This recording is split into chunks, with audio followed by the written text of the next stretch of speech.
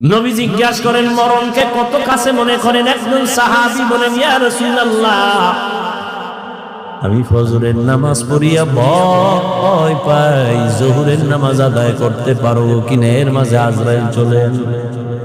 আর একজন সাহাবী বললেন, ইয়া রাসূলুল্লাহ, আমি জোহরের নামাজ আদায় করিয়া ভয়ে থাকি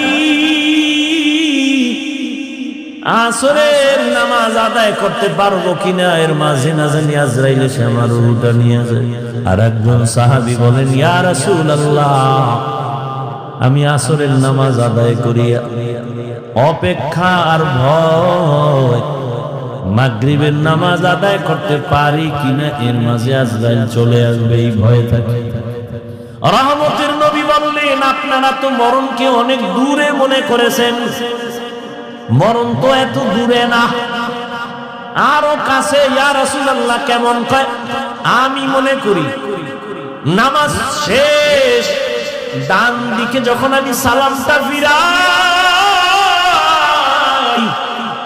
আমি ভয় অস্থির থাকি, বাম দিকে সালাম ফিরানোর আগে আজরাইল এসে হাজির হয়ে যায়। মরণ থেকে যতই পালাও, মরণ তোমায় নিবে ঘিরি,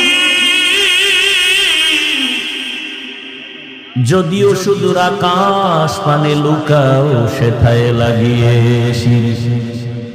নদী পথে নৌকা চালাও ও মাঝি ভাই, বেলা ডোবার আগে আমি ওপার উঠতে চাই, ডুবে গেলে বেলারে আর উঠে না, ভেঙ্গে গেলে মেলারে আর জমে না।